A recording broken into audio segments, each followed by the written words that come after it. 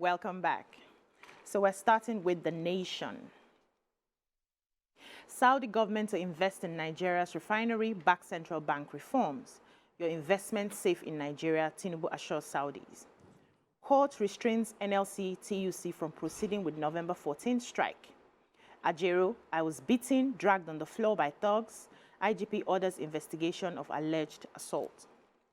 Tension as voters elect new Kogi, Imo, Bayelsa governors. INEC warns staff, ad hoc workers against malpractices. Appeal court rejects case seeking Sylvia's exclusion from poll.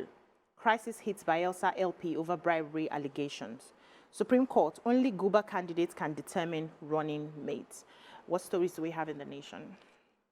So it's a good and bad news. It's a bad news because the president is mourning the death of the first female general in the army. So her name is General Aderonke Kale. She died at 84, but it's still a celebration of life because she's someone who achieved the first milestone of having a female as a general. Reacting to the death, the president, Bola Tinubu, said that the General Kale was widely acknowledged as not only the first female major general in the Nigerian army, but also the first female commander of the Nigerian Army Medical Corps.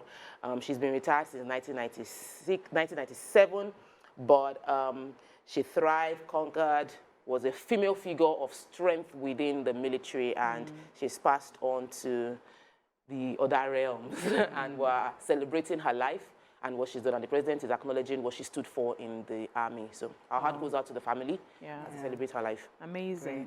So the Minister of Information and National Orientation, Mohammed Idris, said yesterday in a statement that the government of Saudi Arabia had pledged to invest in the revamp of Nigeria's refinery, as well as provide financial support to sustain the government's foreign exchange reforms.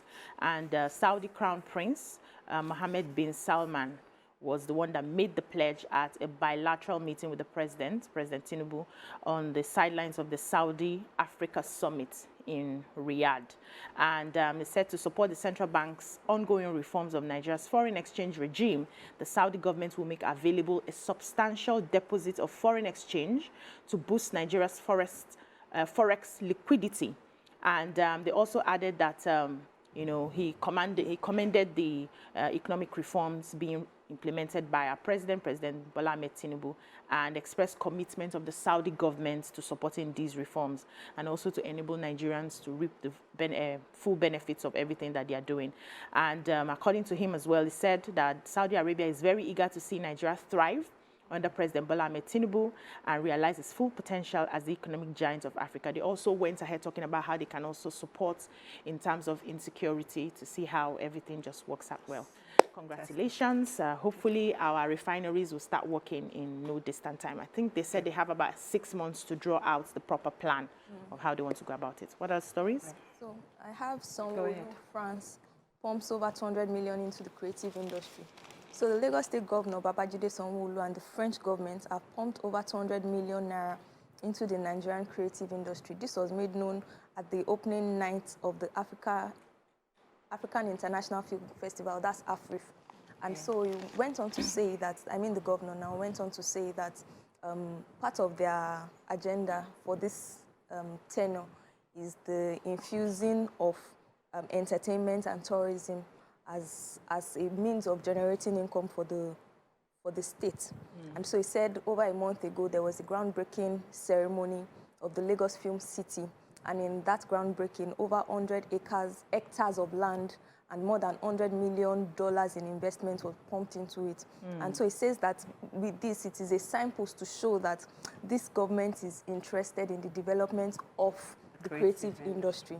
And so the French ambassador to Nigeria, Emmanuel Blackman, had also revealed that the total sum of 100 million euros has been injected into the Nigerian creative industry through a partnership with the federal government of Nigeria. So this is not just in Lagos State, it is in partnership with the federal government of Nigeria. So we look forward to the Lagos Film City, and he went on to say also that the studio would be world-class studios. So people in the entertainment, in the creative sector of the... Will be able to Yes. use Florida, yes. Hollywood. I hope it will be Lagos. open to the public. You know, there's a Yeah. way these big wigs will just take over the whole place and you may not Yes. even have an opportunity to use it. Go Yeah, ahead. yeah, there's a story, a sad one actually, because the bandits suspected to be Fulani headsmen have attacked a coastal school bus belonging to a Catholic school, St. Paul's College, AK in Udi local government area of Enugu State, killing a female student.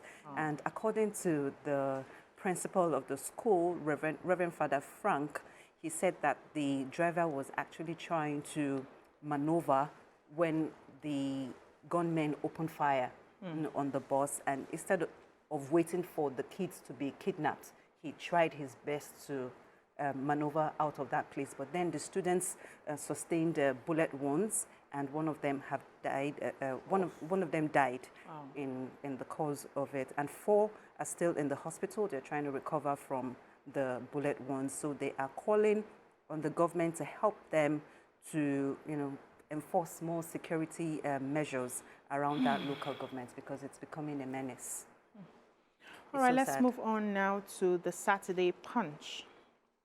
Federal government compiles new ambassadors list.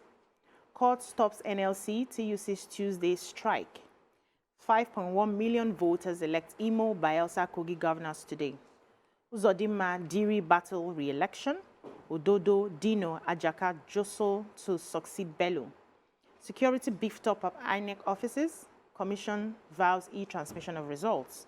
Husband molested my daughter, attacked me for confronting him, Ondo woman. Hit-and-run driver kills Dangote worker in Lagos. Saudi Arabia to invest in Nigeria's refineries, supports forex reforms. 2 killed, 10 injured in Lagos-Ibadan road crash.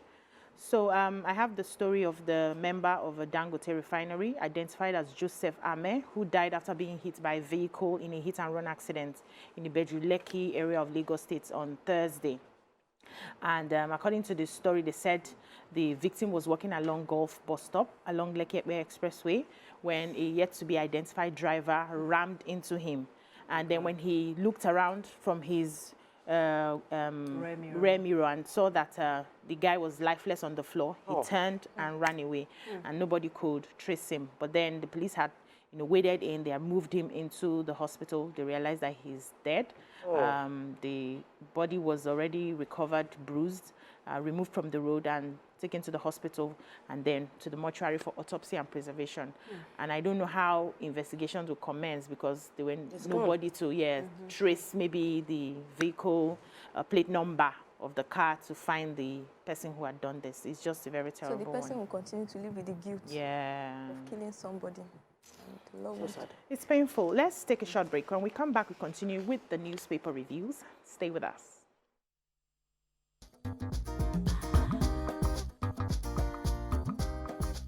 Stay tuned. Your View will be right back.